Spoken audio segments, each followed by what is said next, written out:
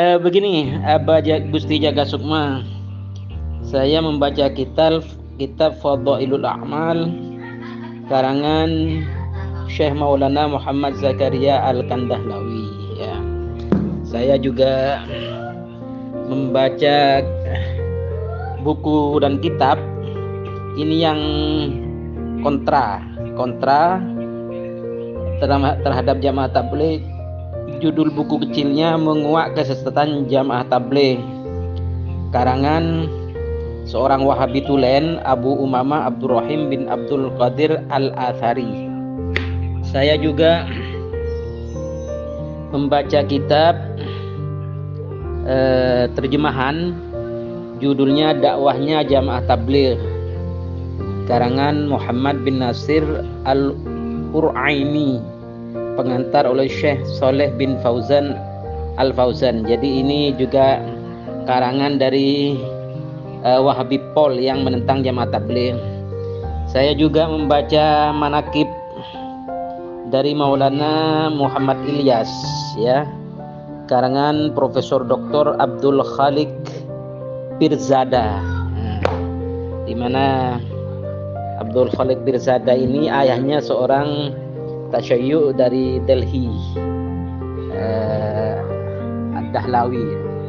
Jadi dari berbagai buku dan kitab itu ternyata sepanjang hidupnya muassis jamaah tabligh itu, khususnya Syekh Maulana Muhammad Ilyas, itu penganut thariqah Mu'tabarah Al-Jistiyah. Seorang wali besar di India itu muassis thariqah Mu'tabarah itu yaitu Mu'inuddin Jisti, ya kan. Juga banyak beliau juga menganut tarekat Qadiriyah, Naqsyabandiyah, Syadziliyah, dan dianut oleh murid-muridnya dan penerus-penerusnya. Ya. Jadi ya begitu, saya baca dari beberapa buku baik yang pro maupun yang kontra tentang jamaah tabligh. Begitu, Abah Gusti Jaga Sukma. Iya kan Bang, Mujadid Jamaatut Tabligh. Jadi Jamaatut Tabligh itu menjadi tarekatnya gitu loh. Jadi tarekat dia itu ya jamaah tabligh itu, pendirinya itu. Ya, gitu.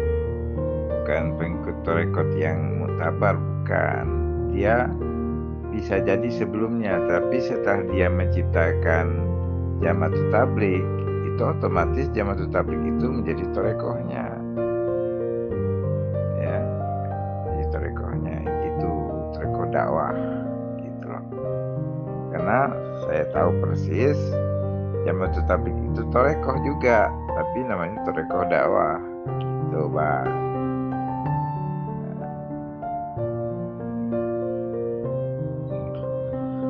Ya, kalau begini kan ada referensi. Kalau ada referensi ya saya terima 100%. Saya tidak membantah. Berarti beliau ada tarekoh yang dia anut, ya kan? Ada referensi kan. Tetapi sepanjang yang saya tahu di jemaahnya, dia tidak mengajarkan tarekoh itu. Dia menyerahkan kepada seluruh anggota jemaahnya itu agar menganut tarekoh dari ulama setempat. Maksudnya ulama di mana seorang yang mengikuti Jamaatut Tabligh, di situ ada tarekoh, dia menganjurkan untuk mengikuti tarekoh yang ada di setiap tempat orang-orang yang mengikuti Jamaah Tabligh itu kan, di mana ada ulama tarekoh di situ disilahkan untuk mengikuti tarekoh yang ada di setempat. Begitu yang saya tahu. Tapi untuk tarekoh dia sendiri dia tidak mengajarkan gitu. Itu yang saya tahu, Pak. Jadi kalau penjelasan seperti yang Ustaz sampaikan saya terima 100% karena pakai referensi. Demikian, terima kasih. Nggih, Abah Gusti Jaga Sukma matur sembah nuwun atas atensi dan responnya. Memang kajian utama terutama ba'da maghrib ya sampai isya biasanya, di mana dalam medan dakwah para jamaah tabligh itu membaca kitab Fadhailul A'mal, ya. Itu tentang perjuangan sahabat, ya kan, dengan slogan untuk khusus eksistensi, maqamat, ahwalat, positioning dari baginda Nabi Sayyidul Wujud sallallahu alaihi wasallam kama huwa ahluh, yaitu surah, sirah dan sarirah. Itu kan? Iya, kenapa saya agak bisa, karena saya punya banyak teman dulu yang pro, bahkan aktif di dalam jamaah tabligh. Ala kulli hal, matur sembah nuwun, matur sewu seklangkong kalau dalam bahasa Madura, très bien merci kalau dalam bahasa Perancis ya, terhadap atensi dan respon positif dari panjenenganipun Abah Gusti Jaga Sukma Sukodono, Kalimantan Tengah ya. Lanjut. Di antara sahabat besar yang mempunyai sanad muttasil tentang thariqah mu'tabarah, yaitu Sayyidina Abu Bakar Siddiq dengan Imam Ali bin Abi Thalib, Abu Turab Al-Mujtaba Amirul Mukminin radhiyallahu ta'ala anhu kama huwa ahli. Dan khusus thariqah Tijaniyah itu sanad muttasilnya dengan sanad barzakhi atau sanad kashfi, begitu ya, dimana baik sanad barzakhi, sanad kashfi itu semuanya sudah diakui kemuktabarannya oleh ulama-ulama internasional, oleh aulia-aulia internasional, karena semuanya itu tergabung dalam apa yang kita sebut Jam'iyah Ahli Thariqah Al-Mu'tabarah, di mana ajaran Thariqah Mu'tabarah, baik ajarannya, baik kitab-kitabnya, baik tokoh-tokohnya, itu semuanya sudah sesuai dengan Quran dan Sunnah. Begitu Abuya. Ya Abuya, matur sembah nuwun Abuya, orang Tasik Malaya ya. Jadi begini, yang jelas semua sahabat itu pasti mengikuti thariqah baginda Nabi, karena baginda Nabi pernah dijumpai, begitu kan? Itu kan pengertian sahabat dalam keadaan beriman. Sesuai dengan hadis riwayat At-Tabrani, yaitu Bismillahirrahmanirrahim, inna syariati ja'at sa'ala thalathami'atin wa sittina tariqatan ma salaka ahadan tariqatan minha illa najah, atau kama qala ya. Jadi hadis yang serupa dengan makna 360 atau 315 ya, itu tercantum di dalam Al-Mizanul Kubronya juz 1 halaman 33 ya.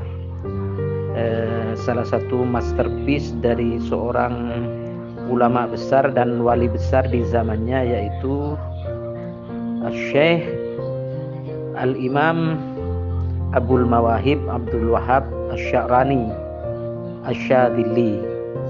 Begitu Abuya. Jadi sudah pasti semua sahabat itu mengikuti thariqah baginda Nabi karena pernah menjumpai baginda Nabi, sehingga disebut sahabat, menjumpai baginda Nabi dalam keadaan beriman, kan begitu. Ya, itu saja jawaban saya. Tetapi tentang sanad muttasil, tentang thariqah mu'tabarah, itu hanya diberikan, artinya diberikan izin untuk melanjutkan sanad itu ke bawah ya, sampai ke hari kiamat, itu ya kepada dua orang saja, yaitu Sayyidina Abu Bakar Siddiq dan Amirul Mukminin Imam Ali bin Abi Thalib Abu Turab Al-Mujtaba radhiyallahu ta'ala anhuma, begitu. Dan khusus thariqah Al-Muhammadiyah, Al-Ahmadiyah, Al-Ibrahimiyah, Al-Hanifiyah, At-Tijaniyah itu diberikan langsung secara barzakhi, secara kashfi oleh baginda Nabi Muhammad SAW kama huwa ahluh, kepada baginda Syekh Abul Abbas Al-Imam Asy-Syarif Al-Hasani At-Tijani. Begitu penjelasan saya, Buya. Tolong kalau mau ditanggapi dengan second opinion atau dengan pikiran pembanding, jangan cuma dengan bertokan takon ria saja, kan menjadi tidak ekol, tidak berimbang dialognya. Begitu Abuya, matur sembah nuwun Abuya. Menurut saya kalau Abu Bakar Siddiq itu adalah penganut tarekat Naqsabandiyah. Ya, Naqsabandiyah itu nyambungnya ke Abu Bakar Siddiq. Cuma saya agak janggal itu, nggak percaya itu yang ya kan saya ketahui silsilahnya, tapi saya tidak mengerti. Janggalnya itu setelah Abu Bakar Siddiq di bawahnya itu adalah Salman Al-Farisi, kan gitu. Setelah Abu Bakar, kemudian melanjutkan Abu Bakar itu Salman Al-Farisi. Ya, di bawahnya baru putranya malah Qasim bin Abu Bakar gitu. Jadi artinya di bawah Salman Al-Farisi.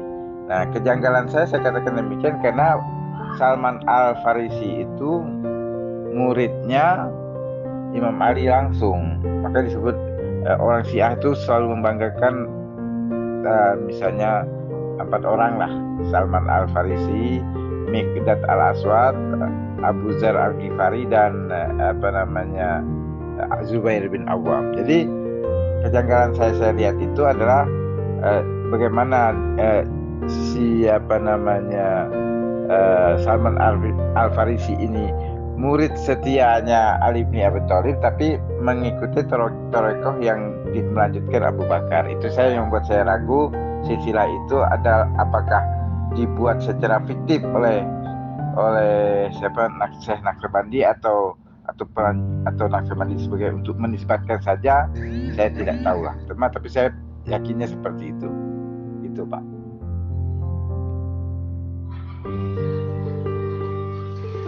Ya, enggak begitu juga, Bagus di Jaga Sukma. Yang saya hormati, saya cintai karena Allah. Jadi begini, perbedaan pokok dan mendasar salah banyaknya di antara pemahaman tasyayyu dan Ahlus Sunnah wal Jamaah. Pertama, tentang isu, saya sebut isu ya, tahriful Quran, ya, bahwa Al-Quran di kami Aswaja itu dituduh kurang lengkap. Bahkan ada isu Mushaf Fatimah, ada isu Lauh Fatimah, ada isu Al-Jafrul Abyad dan lain-lain itu.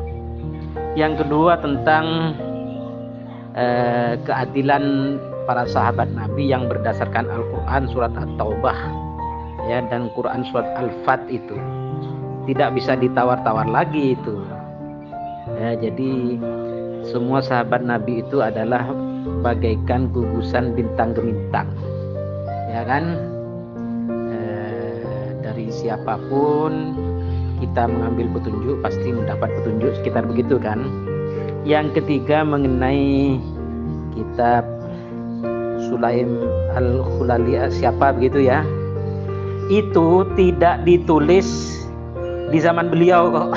Saya punya referensi kitab itu ditulis oleh siapa dan kapan, begitu enggak. Di abad-abad terakhir saja, seperti kitab yang paling otoritatif baik dari segi isi dan periode penulisannya itu. Jadi di kalangan tasyayyu Imamiyah itu kan ada 4 ya, Al-Kafi dari Al-Khulaini, Man la yukhburul faqih dari siapa itu, Ibnu Babaweh kalau tidak salah. Terus Al-Istibsar dan Tahdhibul Ahkam itu dari Apusi ya. Itu jauh ditulis sebelum kitabnya Sulaim Al-Kufi itu ditulis. Ini tidak benar itu. Bahkan itu semua ya, kalau memang ada hadis seperti itu malah bertentangan dengan dengan fatwa dan kalam Imam Ali sendiri, ya. Bukan dari kitab Ahlus Sunnah ini, dari kitab Syiah juga, ya kan. Misalnya begini, tentang peristiwa Siffin, peristiwa Daumatul Jandal, peristiwa Jamal, peristiwa macam-macam itu Imam Ali berkalam demikian. Bismillahirrahmanirrahim. Inna lam nuqatiluhum ala takfiri lahum wa lam nuqatiluhum ala takfiri lana walakinna ra'ayna anna 'alal haqq wa ra'a au annahum 'alal haqqih. Ya. Ini dibaca di dalam kitab Qorbul Isnad halaman 45, juga di dalam kitab Biharul Anwar juz 32 halaman 324. Ya, berarti ini dibantah sendiri di antara kitab-kitab panjenengan semua. Ya begitulah, ini banyak sekali. Ini bahkan di dalam mana ini? Di dalam Al-Kafi juga juz 1 halaman 70 nomor 6 ya, hadisnya bab al-akhdhu bis sunnah wa syawahid al-kitab, ya, disebutkan begini, bahwa ini saya baca ya, ini Muhammad bin Yahya an Ahmad bin Muhammad bin Isa an Ibn Fadal an Ali bin Uqbah an Ayyub bin Rashad an Abi Abdillah alaihi salatu wassalam qala ma lam yuwafiq minal hadithi al-Qur'ana fa huwa zuhrufun, ya kan. Dari sanadnya sudah saya baca itu dari Abi Abdillah. Abi Abdillah kan salah satu imam kita juga, ya, imam panjenengan juga. Imam 12 itu bukan hanya imam panjenengan loh, imam kita, ya kan. Berkalam, berpendapat bahwa hadis yang tidak cocok dengan Al-Quran berarti hanya dibuat-buat, ya kan. Bahkan lebih lanjut dengan sanad Muhammad bin Ismail an Fadal bin Syadan an Ibni Abi Umair an ba'di ashabihi qala sami'tu Aba Abdillah alaihi salatu wassalam yaqulu man khalafa kitaballahi wa sunnata Muhammadin sallallahu alaihi wasallam faqad kafar. Ini jelas ini. Saya baca sekali lagi ya. Dengan sanad itu Aba Abdillah alaihi salatu wassalam, salah satu imam 12 imam juga ini, imam kita dan imam panjenengan juga. Ini kan jangan diklaim hanya imam panjenengan. Yaqulu man khalafa kitaballahi wa sunnata Muhammadin sallallahu alaihi wasallam faqad kafara. Abu Abdillah berkalam berpendapat bahwasanya siapa saja, barang siapa yang menyalahi kitab Allah, Al-Quran maksudnya, dan As-Sunnah baginda Nabi Muhammad SAW, berarti ia telah kafir. As-Sunnah itu kan ada 3, qauli, fi'li, dan takriri dari baginda Nabi. Sabda, perbuatan, dan persetujuan dari baginda Nabi, kan begitu. Banyak ini, bahkan banyaklah, terlalu panjang dulu, nanti lagi. Ya, Ustaz. Jadi begini, Ustaz. Tentang perselisihan Sunnah dan Syiah, menurut saya berdasarkan penelitian saya, itu tidak terlalu bermasalah besar, kecuali satu saja, ya. Satu saja permasalahan Sunnah dan Syiah itu terletak kepada tentang persepsi pemahaman sejarah tentang sahabat-sahabat Nabi, atau rujukan tentang siapa sahabat-sahabat Nabi. Saya ambil contoh ya supaya lebih jelas. Ahlussunnah wal Jamaah sudah dimaklumi Abu Bakar dan Umar salah satu orang yang terdaftar dalam 10 orang yang dijamin masuk surga oleh referensi hadis Ahlussunnah wal Jamaah, kan? Yang dianggap hadisnya itu sahih. Satu aja, tidak perlu kita banyak bahasnya, bahwa Abu Bakar dan Umar adalah salah 2 orang yang termasuk dalam 10 daftar orang yang dijamin masuk surga, kan? Dan itu sangat kontradiktif dengan kitab Sulaim Al-Hilali, karangan ulama Syiah abad pertama tahun ke-90, ya, jadi 90 tahun setelah Rasulullah, setelah hijrah, ya kan. Beliau itu dinisbatkan sebagai sekretarisnya Sayyidina Ali, dan dia terlibat dalam perang Siffin melawan Muawiyah. Terlibat artinya dia pelaku perang, pelaku sejarah itu Syekh Sulaim itu. Jadi waktu perang Siffin antara Muawiyah dan Ali, dia ada termasuk pasukan Ali dalam perang tersebut. Nah, di dalam kitab Sulaim Al-Hilali ini, kitab Sulaim ini ada 6 orang dijamin masuk neraka. Nah, dari 6 orang dijamin masuk neraka itu 5 orang yang dijamin masuk surga di hadis Sunni tadi. Ini kontradiktifnya, Pak. Yang dijamin masuk neraka itu pertama Dajjal, yang kedua Abu Bakar, 3 Umar, 4 Mu'az bin Jabal, 5 Abu Ubaidah bin Zarah, 6 Salim Maula Abu Huzaifah. Itu disebut dalam kitab saya sebagai Ashabus Sohifah, orang-orang yang sohifah, yang menandatangan lembaran untuk terjadinya Sakifah itu. Begitu dalam kitab Sulaim, Pak. Dan di situ banyaklah cerita dalam kitab Sulaim itu. Kalau Bapak mau membacanya ulang, hal yang mungkin menyakit hatikan saudara ahli sunnah, hadis kitab tersebut. Dan salah satu kitab itu juga termasuk salah satu yang membuat saya keluar dari pemahaman ahli sunnah masuk Syiah. Itu salah satu penyebab utamanya adalah kitab Sulaim ini, ya. Karena saya lebih percaya kitab Sulaim ini ketimbang hadis yang tadi itu, Pak. Nah, itu salah satu. Makanya hati-hati dengan kitab Sulaim. Orang membaca kitab Sulaim itu ada 2 kemungkinan. Pertama, semakin marah dengan Syiah dan ajarannya. Kedua, dia akan masuk Syiah, gitu, Pak. Jadi dua kemungkinan aja kalau orang membaca kitab Sulaim itu. Kalau dia baca dari awal sampai akhir, dia semakin marah, semakin benci, semakin tidak senang dengan ajaran Syiah. Atau yang kedua, dia akan hijrah dari ahli sunnah ke Syiah. Itulah 2 kemungkinan kalau orang membaca kitab Sulaim tersebut. Demikian, Pak, kira-kira. Oke, Pak, gini, Pak. Yang jadi pikiran saya gini, Pak. Apakah thariqah itu jadi suatu kewajiban, Pak? Sedangkan Imam Syafi'i itu kan imam 4 mazhab lah. Apakah mereka juga mempunyai thariqah, Pak? Apa emang dia itu mendirikan thariqah gitu sih, Pak? Gimana, Pak?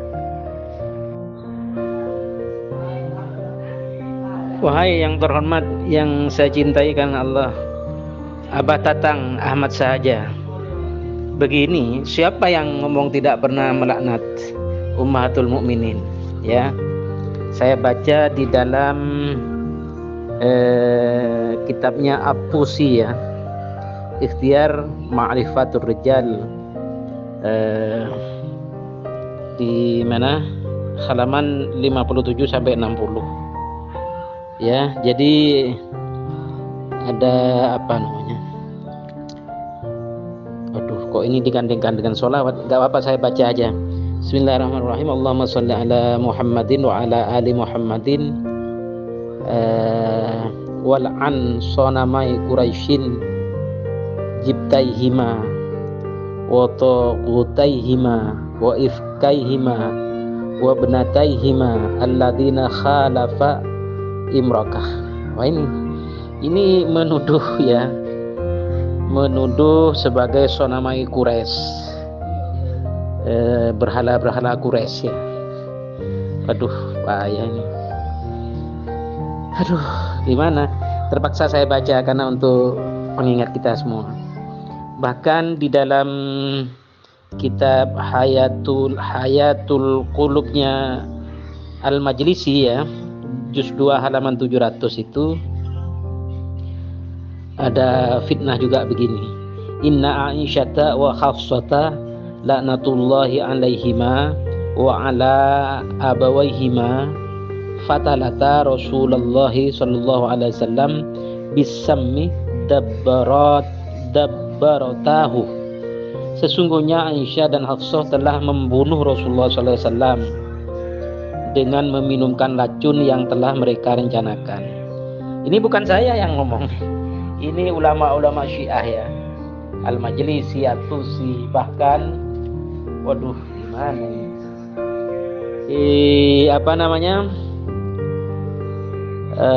bahkan dengan jelas seorang peneliti Syiah namanya Abdullah Al-Mausuli dalam kitabnya Hatta La Nankhadi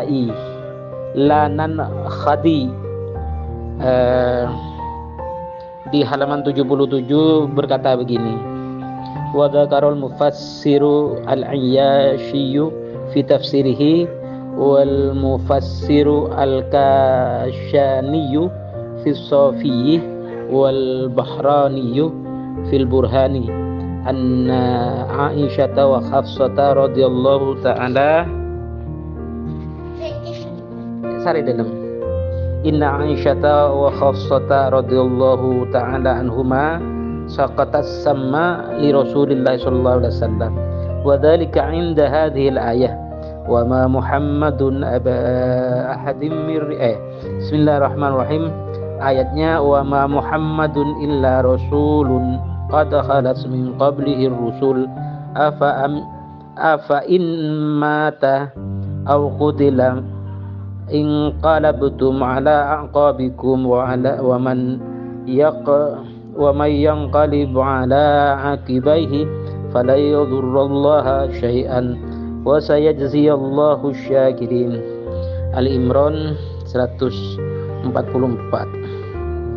Wah, ini Mufassir Al-Iyyashi menyebutkan dalam kitab tafsirnya, yaitu tafsir Al-Iyyashi, bahwa Al-Kashani dalam As-Safi dan Al-Bahrani dalam Al-Burhan bahwa Aisyah dan Hafsah telah meracuni baginda Rasulullah SAW. Kesimpulan ini diambil ketika Syiah ya, khususnya Al-Iyyashi ini, ulama mufassir Syiah terkenal ini, menafsiri ayat Ali Imran ayat 144. Ini kan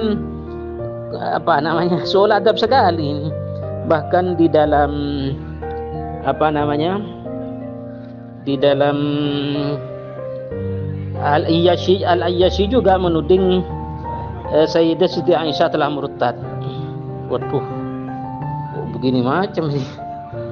Jadi Al-Iyyashi juz 2 halaman 269. Saya baru baca ini. Saya baca aja. Annallati wala takunu kallati taqatat ghaslaha min ba'di quwwatin ankatha. Quran surat An-Nahl ayat 92 ditafsirkan sebagai hiya Aisyatuh naqatat imanaha ay annaha irtaddat. Jadi ini sesungguhnya perempuan yang dimaksud dalam ayat yang artinya dan janganlah kalian seperti seorang perempuan yang menguraikan benangnya yang sudah dipintal dengan kuat menjadi cerai-berai kembali. Quran surat An-Nahl 92. Menurut Al-Iyyashi lagi, ayat ini tertuju kepada Aisyah yang telah rusak keimanannya alias murtad. Waduh, kacau ini.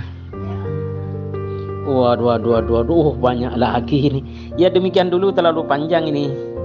Itu bukti bahwa ulama-ulama Syiah, ulama-ulamanya ini ada tuduhan fitnahan sedemikian rupa terhadap Ummahatul Mukminin, khususnya kepada Sayyidah Siti Hafsah An-Nuriyah As-Siddiqah dan kepada Sayyidah Siti Hafsah binti Amirul Mukminin Umar bin Khattab Al-Faruq radhiyallahu ta'ala anhum, karena banyak itu. Kalau begitu ya Mbah Romli, jadi khususnya nih ya, bagi para imam 4 madhab itu, mereka itu meninggalnya secara tidak sempurna ya, karena beliau tidak memegang thariqah satu apapun. Dan kalau nih misalkan saya meninggal ya, sekarang saya meninggal dan tidak berthariqah, memegang thariqah apapun lah, berarti saya meninggalnya gentayangan ya, tidak sempurna gitu kan maksudnya Mbak Ramli. Ya enggak begitu juga Bu ya. Jadi imam madhab yang 4 itu wafatnya sangat sempurna karena sudah meyakini dan menjalankan 6 rukun iman dan 5 rukun Islam. Itu sudah excellent itu, paripurna itu Abah.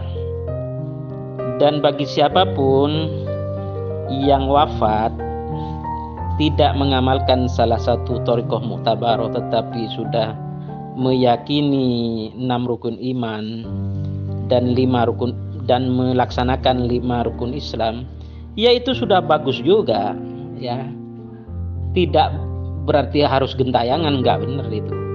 Yang dimaksud penyempurnaan dalam hal ibadah itu pembagusan akhlak dalam beribadah itu.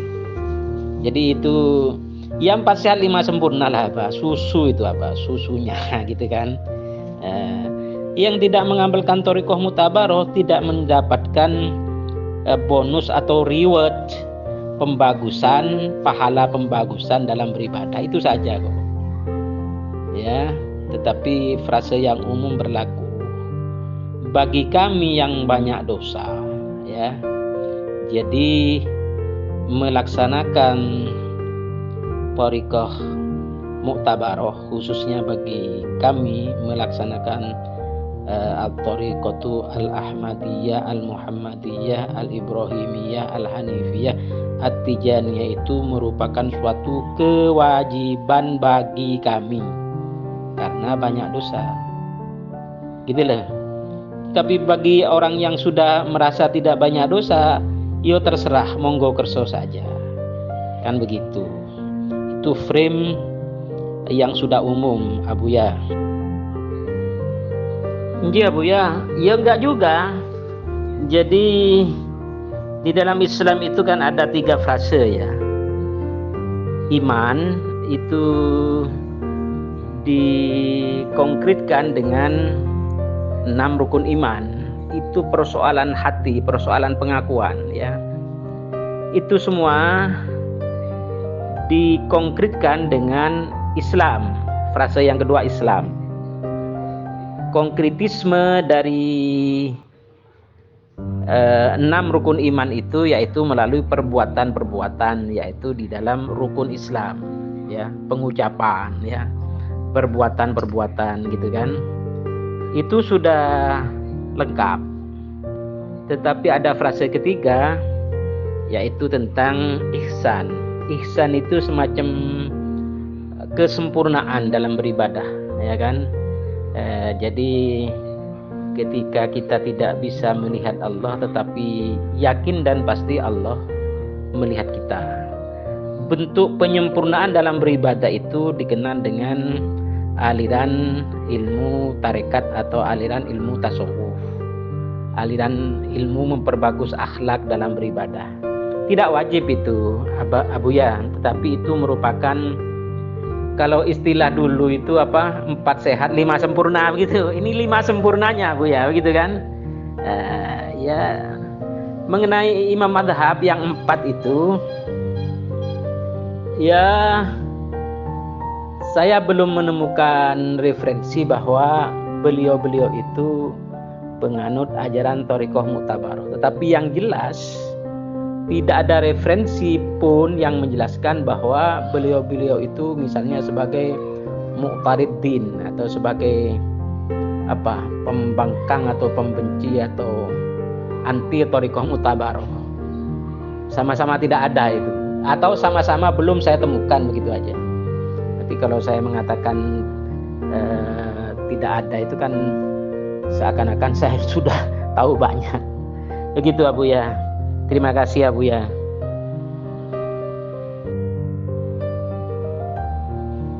Wahai Abuya, dari Tasikmalaya ya.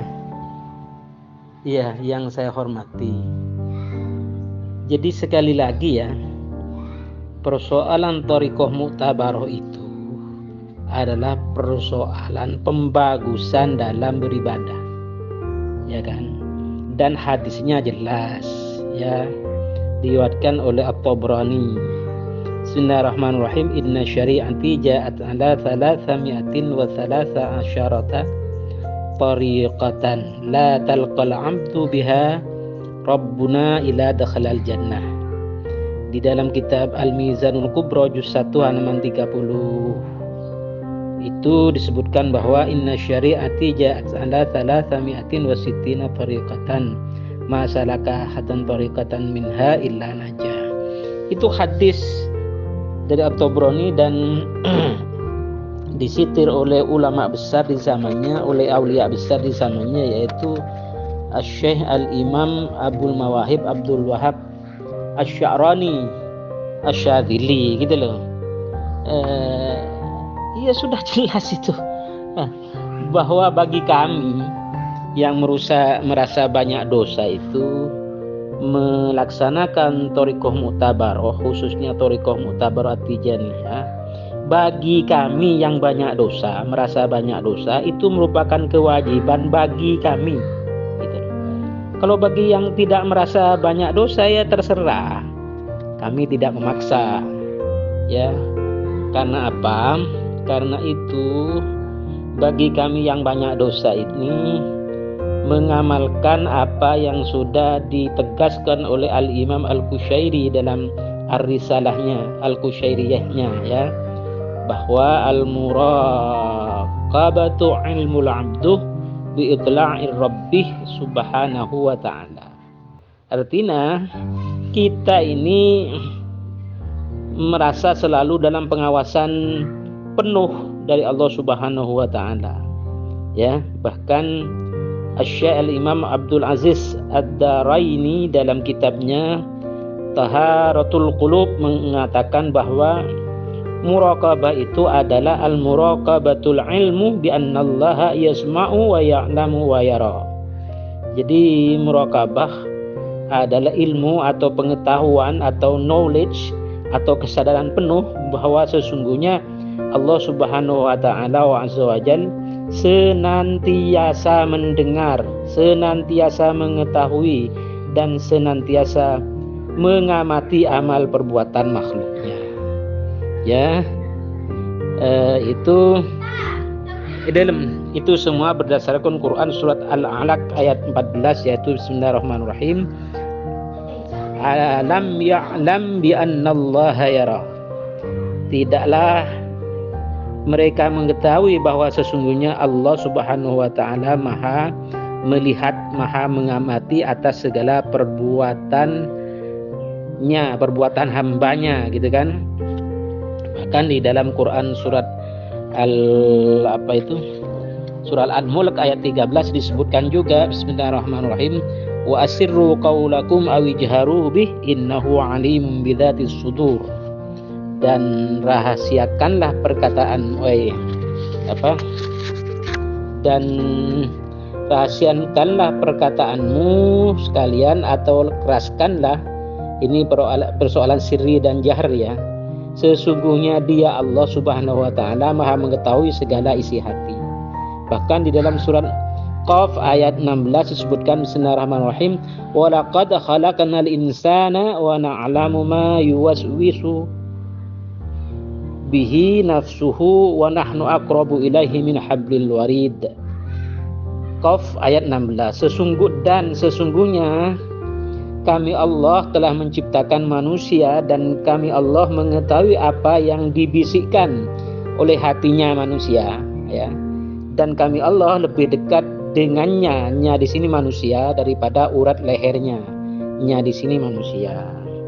Bahkan dalam Al-Baqarah ayat 186 ini ayat tentang ayat-ayat kedekatan ini.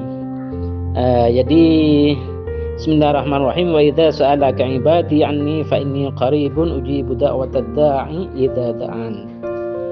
Dan jika hambaku Allah bertanya kepadamu ya Muhammad tentang aku Allah, maka sesungguhnya aku Allah dekat. Dan aku Allah menjawab panggilan doa orang-orang yang berdoa jika ia orang-orang berdoa kepadaku Allah. Bahkan surat Al-Hadid ya ayat 4 menyebutkan bismillahirrahmanirrahim wa huwa ma'akum aina ma kuntum. Dan Dia Allah selalu bersama panjenengan semua di mana saja panjenengan semua berada. Bahkan di dalam hadis Sahih Muslim disebutkan al-insanu an ta'budallaha ka'annaka tarahu fa in lam takun tarahu fa innahu yaraka. Ihsan itu adalah panjenengan semua menyembah Allah Subhanahu wa taala seakan-akan panjenengan semua melihatnya Allah. Nya di sini Allah kan. Jika panjenengan semua tidak melihatnya, nya di sini adalah Allah, sesungguhnya Dia Allah melihat panjenengan semua. Itu beberapa pandangan, banyak lagi tentang mansilah musyahadah, mansilah mujahadah. Itu yang saya sebutkan mansilah muraqabah sebagai landasan mengapa kami khususnya berthariqah mu'tabarah, khususnya thariqah al-Ahmadiyah, al-Muhammadiyah, al-Ibrahimiyah, al-Hanifiyah, at-Tijaniyah. Begitu penjelasan saya, Abula. Saya tidak pernah merendahkan siapapun, saya membaca dalil begitu loh. Jawab dengan dalil, Abu ya. Terima kasih, Abu ya. Seorang pemuda ya dari Tasikmalaya. Ya, jadi kan begitu Pak. Adi intisarinya berarti mengikuti thariqah manapun kan berarti tidak wajib kan hukumnya, hanya penyempurna saja kan, empat sehat lima sempurna kan, artinya kan tidak wajib Pak, ya kan? Yang ditanyakan itu hukumnya saja, wajibkah, sunatkah, makruhkah, mubahkah, kan gitu, hukumnya saja Pak. Ikut thariqah itu wajib, apa sunat, apa mubah, atau apa gitu, atau mustahab, atau apa. Jadi orang menentukan wajib atau tidaknya kan. Artinya kalau wajib berarti kalau tidak ikut thariqah dosa kan gitu Pak. Intinya kan situ pertanyaan. Kalau dari saya, kalau yang dari Wahabi nggak tahu lah. Kalau dari saya kan begitu pertanyaannya. Kalau menurut saya begini Pak, Islam itu memang dilengkapi oleh 4 perangkat Pak. Pertama syariat, kedua thariqah, ketiga hakikat, dan keempat ma'rifat. Kan begitu Pak. Nah bagi di level thariqah tadi ada yang mengikuti thariqah mu'tabarah, ada yang tidak mengikuti thariqah mu'tabarah. Itu aja Pak. Bagi saya thariqah itu wajib, tapi saya tidak mengikut thariqah mu'tabarah. Saya mengikuti di Al-Yamani sudah ada thariqahnya. Saya ikuti thariqah Al-Yamani saja Pak. Jadi menurut saya thariqah itu wajib, tapi untuk mu'tabarahnya tidak wajib. Menurut saya begitu, karena Islam dirangkaikan 4 perkara: syariat, thariqah, hakikat, dan ma'rifat. Jadi untuk berthariqah wajib, tapi untuk ikut jamaah thariqah itu ya boleh-boleh saja. Kalau saya menjawabnya begitu Pak. Diksi kalimat yang mana saya merendahkan umat muslimin? Justru saya berkeyakinan bahwa umat muslimin itu sudah sempurna ya.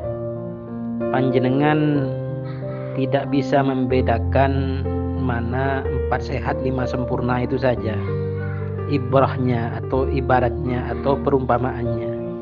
Jadi sekali lagi saya tegaskan ya, seorang muslimin yang sudah meyakini 6 rukun iman dan sudah melaksanakan 5 rukun Islam, kecuali ada persyaratan mampu atau tidak, yaitu masalah haji, masalah yang lain-lain, itu sudah sempurna.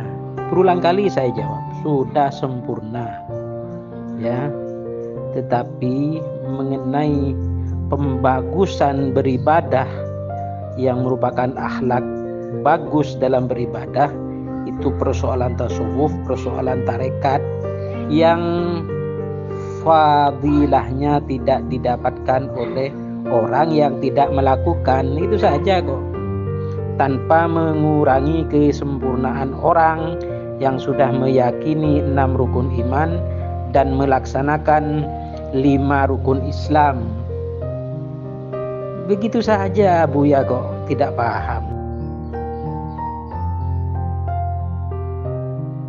Ya, mohon izin, mohon maaf Abah Gusti Jaga Sukma yang saya cintai, saya hormati karena Allah. Tidak begitu juga. Jadi makanya di dalam thariqah itu yang difokuskan adalah fase mu'tabarahnya. Artinya thariqah mu'tabar itu apa? Thariqah yang sanad keilmuannya, sanad guru-gurunya, sanad ajarannya dan sanad semuanya itu pasti muttasil, bersambung sampai ke hadirat baginda Rasulullah SAW kama huwa ahlu, di mana baginda Rasulullah SAW itu mendapatkannya dari malaikat Jibril ya, dan malaikat Jibril sudah barang pasti dari Allah Subhanahu wa taala itu. Jadi ya gak bisa, memang ada ya thariqah ghairu mu'tabarah itu menurut pemahaman kami ya gak bisa diikuti karena sanadnya tidak muttasil, tidak bersambung ya. Thariqah mu'tabarah seperti hadis atau Broni juga dari Asy-Sya'rani itu Al-Mizanul Kubra itu thariqah mu'tabarah itu jumlahnya hanya 360 atau 313 gitu kan. Selain itu ghairu mu'tabarah ya wajib ditinggalkan. Jadi sekali lagi itu tentang thariqah mu'tabarah dan thariqah ghairu mu'tabarah. Bahkan tentang menuntut ilmu diwajibkan bagi muslim laki-laki dan muslim perempuan berkaitan dengan masalah thariqah mu'tabarah ini seperti diungkapkan di dalam kitab Al-Adhkiya, juga dalam kitab Al-Ma'ariful Muhammadiyah halaman 81, yaitu wa ta'allaman ilman yusahhihu ta'atan. Jadi pelajarilah ilmu yang membuat sahnya suatu peribadatan. Begitu kan, bahkan di dalam ini khusus dalam kitab Ma'ariful Muhammadiyah halaman 81 itu disebutkan sahhat asanidul awliya ila Rasulillah sallallahu alaihi wasallam faqad sahha anna Aliyan radhiyallahu ta'ala anhu sa'ala an-nabiy sallallahu alaihi wasallam faqala ya Rasulullah dullani ala aqrabi at-turuqi ila Allah wa asahaliha ala ibadihi wa afdaliha 'indallahi faqala Rasulullah sallallahu alaihi wasallam la taqumus sa'ah wa 'ala wajhil ardi may yaqulu Allah. Intahi atau tambahan wa liqaulihi ta'ala wa aufu bil 'ahdi innal 'ahda kana mas'ula. Shadaqallahul azim. Quran surat Al-Isra ayat 34. Jadi dalam kitab Al-Ma'ariful Muhammadiyah halaman 81 sanad para aulia kepada baginda Nabi sallallahu alaihi wasallam itu adalah sahih atau benar. Dan sahih pula hadis bahwa misalnya Imam Ali Abu Turab Al-Mujtaba radhiyallahu taala anhu pernah bertanya kepada baginda Rasulullah sallallahu alaihi wasallam. Pertanyaan Imam Ali, wahai baginda Rasulullah sallallahu alaihi wasallam, tunjukkanlah kepadaku Imam Ali jalan terdekat kepada Allah yang paling mudah dilakukan oleh hamba-hambanya Allah dan yang paling utama positioningnya bagi Allah. Baginda Rasulullah SAW bersabda, kiamat tidak akan pernah terjadi ketika di muka bumi ini masih terdapat orang yang mengucapkan lafal la ilaha Allah, begitu kan. Dasar lainnya matlulnya adalah firman Allah dalam Quran surat Al-Isra ayat 34. Begitu Abah Jaga Sukma. Ini bagus juga ini dialognya ini.